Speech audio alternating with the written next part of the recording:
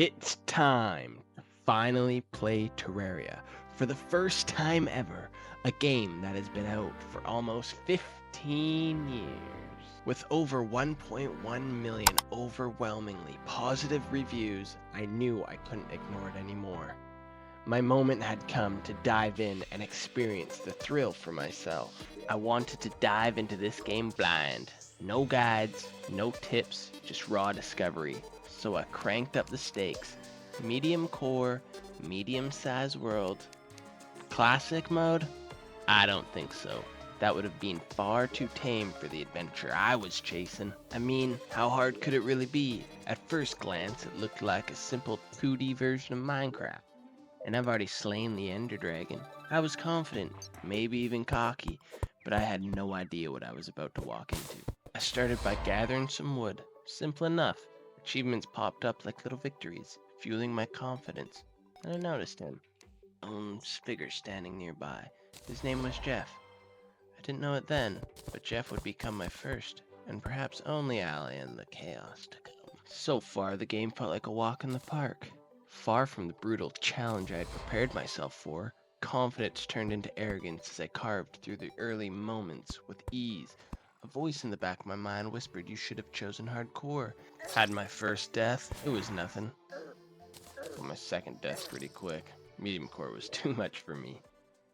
So, I made a new character. Add a little smiley face. Brought it down to classic mode on a small world. This is definitely where I belong. What was I thinking? Started off digging a hole, crafted a statue. No idea what it's for. I think I tried to put armor on it about 50 times. Then I made this wall, or what I thought was a wall so enemies couldn't get in here at night. But I still didn't feel safe. So I made a door for me and my new friend, Garrett. I mined my first iron ore, my first tin ore, and then I found my first chest. I made myself a wooden hammer, and I got an achievement. And then I started to build a house. Went to this creepy place. I didn't like it. Too many flying creatures. What does Garrett do? Where did Jeff go? Started getting a lot more resources underground in my mine. And then I made a bunch of flame arrows, because they seemed stronger. Garrett decided to move in. I hope he's happy here. Upgraded to some shade wood armor. Seemed a little stronger. Then I got this spelunk potion. It was actually pretty cool. So much easier to get resources. Some of the armor I can make with these rubies is pretty crazy, but I don't know how to get the rest of them. Found another chest in this creepy area. Tried out fishing. No idea how to catch anything. I gave up quick. And gold ore. Gold ore was big. I made myself an emerald hook. Why can't I mine this stuff?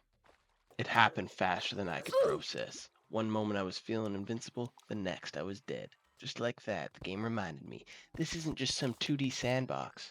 This world doesn't forgive arrogance. Finally figured out the button for my grappling hook.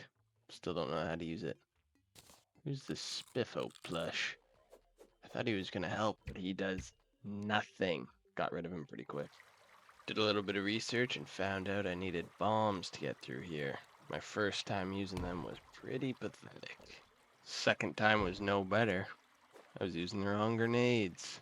These didn't do anything.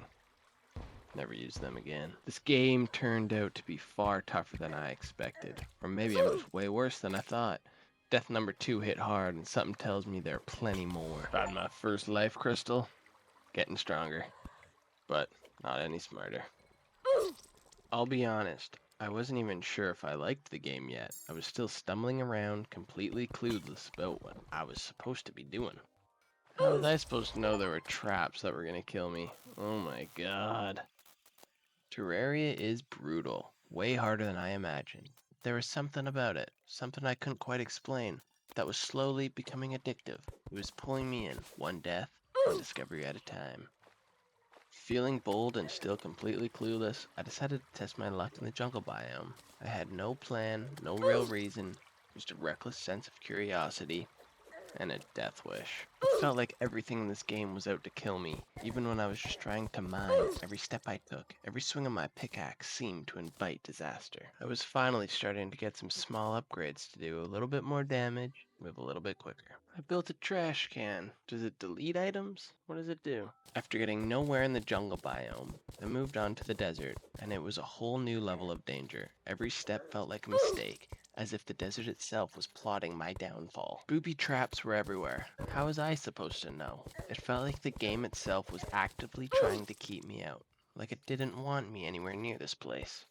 I couldn't find a way to avoid the traps, and on top of that, the bugs in the desert were relentless. It felt like I had no chance, yet there I was, unable to stop myself. I kept craving more, kept wanting to go deeper, as if the danger was only making me more determined. Found out that Garrett could show me some pretty cool things to build, and that's when I stumbled upon the recipe for the Eye of Cthulhu, my very first boss. That's when it hit me. This is what the game's really about. I had a smart idea, wait till daytime so I don't have to bottle monsters and the Eye of Cthulhu. That didn't work. Can't spot him during the day. So back underground I went to pass the time, and all I got in return were a few more painfully embarrassing deaths. The moment had finally come, my first ever fight with the Eye of Cthulhu. I figured it couldn't be that hard, not if it was anything like the rest of the game. I was wrong. So very, very wrong. I thought I was getting pretty close to winning, until suddenly he had transformed. In an instant, the Eye of Cthulhu turned vicious, and I realized just how unprepared I really was. But that didn't stop me. Time for a different boss. The Slime King sounded like a walk in the park compared to the Eye of Cthulhu. Finally, an easy win? Or so I thought, but once again the game pulled no punches. Why is this world so brutally hard? Figured I'd give it another quick shot. I was sure I had learned from my last mistakes, but no. This time, he killed me even faster. It was almost insulting. Back to facing the Eye of Cthulhu, but now I was running low on resources. This time, he didn't just come for me, he hurt Garrett. That made it personal. Now it wasn't just about survival, it was about revenge. Finally, I beat him. The Eye of Cthulhu was down, and in his place, he left behind a new material. For the first time, I could craft some real upgrades. Now, I'd actually stand a chance at surviving. All I needed was a bit more gold ore to craft another crown. Beating the Slime King was all I could think about. Revenge burned in my mind. I wasn't after victory anymore. I wanted payback. So I summoned the Slime King again. This time, armed with new weapon upgrades and a renewed sense of determination, surely now I could finally take him down, once and for all. He seemed a lot easier this time, and I realized just how undergeared and underskilled I must have been before. Not only did I take him down, but he even dropped a saddle, granting me a new mount. I couldn't help but love it. Things were finally starting to look up. Now that I had more bombs at my disposal, it was time to break some hearts, and not just figuratively. The hearts dropped some pretty good items, and with every victory, I felt myself getting stronger. I couldn't stop. I just wanted more power. More life crystals, more hearts. But then, when I broke one, I heard a scream, an eerie echo that seemed to surround me. I couldn't help but wonder, what did that mean? This garbage can still isn't deleting items. How do I get rid of all the useless stuff I don't want anymore? The Eye of Cthulhu felt like a joke to fight now, especially with how many good items it dropped. Next on my list was to find a beehive. I couldn't help but wonder what kind of secrets were hidden inside. How many powerful items awaited me there? I summoned another Eye of Cthulhu and took him down without breaking a sweat, but then I got sidetracked and found myself heading back to break more hearts. I had no idea breaking hearts would trigger the brain of Cthulhu, and I wasn't sure I was prepared for it, but to my surprise the fight ended up being a lot easier than I expected, especially now that I was actually using my healing potions. Out of nowhere, a goblin army appeared. I had no idea what they were even for, but they were pretty easy to take down. In the end, I don't think they dropped anything significant. I started to upgrade my gear to Crimson Scale Mail. All I needed to do now was take down another Brain of Cthulhu to get the headpiece and boots. My defenses were feeling solid now. I just needed to defeat one more brain to upgrade all of my other gear. The fight was a catwalk. I barely seemed to be dying anymore, and for the first time it felt like that chapter of constant struggle might finally be behind me. I felt so cool doing this little dance. There was something oddly satisfying about it. Now I understand why this game had earned over 1 million amazing reviews. It was time again to search for that beehive somewhere in the jungle biome. I thought I had found it, but boy was I wrong. Got some pretty good items though. What did I find? What's behind this locked door? Still unsure if I had actually found the beehive, I ventured back and stumbled upon what I thought was a powerful new batwing weapon. Turns out it was trash. I left that spot confused, but soon after I finally discovered the real beehive I've been searching for. Not knowing what to expect, I charged in, only to awaken the queen bee. I'm not sure if jumping on top of her with my mount was the right strategy, but it worked surprisingly well. If you've made it this far into the video, don't forget to like, comment, and subscribe. It really means the world to me. I'm aiming to hit 100 subscribers by the end of the month, and every bit of support helps. Thank you. The queen bee was an awesome boss with some really cool attack mechanics, but at this point I was just too powerful. She didn't put up much of a fight. Down to hell I went. This was where the real danger awaited. The mobs down here were tougher, more aggressive. I came across some hasty flurry boots in the ice biome. Hopefully they'll become in handy later on. I explored one side of the world and found nothing interested. So I headed to the other side where I stumbled upon an old man warning me not to enter because of some curse. I figured it was just a joke, broke down the door, and walked right in. I mean, what could possibly go wrong? I found out pretty quickly what that curse was really about, so I went back and waited until nightfall. Only then did his dialogue change, giving me the chance to trigger the next boss fight. He summoned Skeletron, a really fun fight overall. Thanks to the new bee bow I got from the queen bee, the battle wasn't too difficult. It actually felt pretty satisfying to take him down.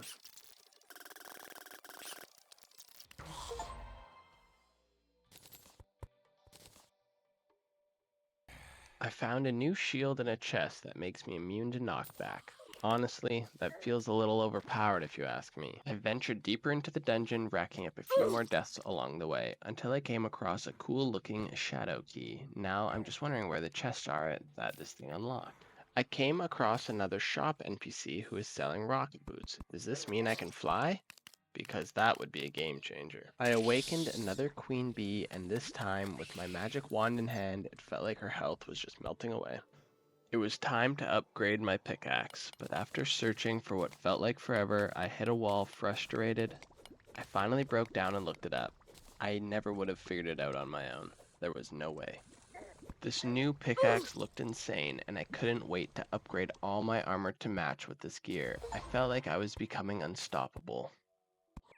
My next task was to defeat the Wall of Flesh, and honestly, I was a bit nervous. I was sure I'd have to trek all the way back down to hell and keep mining, but after dying a few times and realizing how long the journey took, I decided to just dig a hole straight down. I found a locked chest, so I headed back to my base to craft better weapons and grab the shadow key. It was time to see what secrets that chest held. It turned out to be nothing, just a few items, none of which I really cared about, definitely nothing worth all the suspense.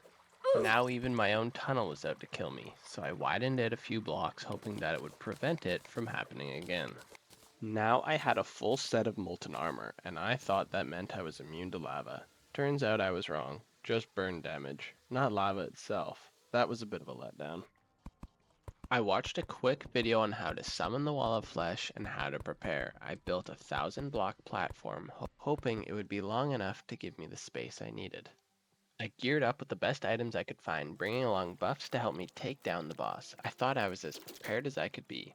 One thing I should have researched was how to throw the doll. As I fumbled with the controls, I accidentally pressed the wrong buttons, and before I knew it, I was pulled into the lava. Panic set in as I watched all of my buffs disappear.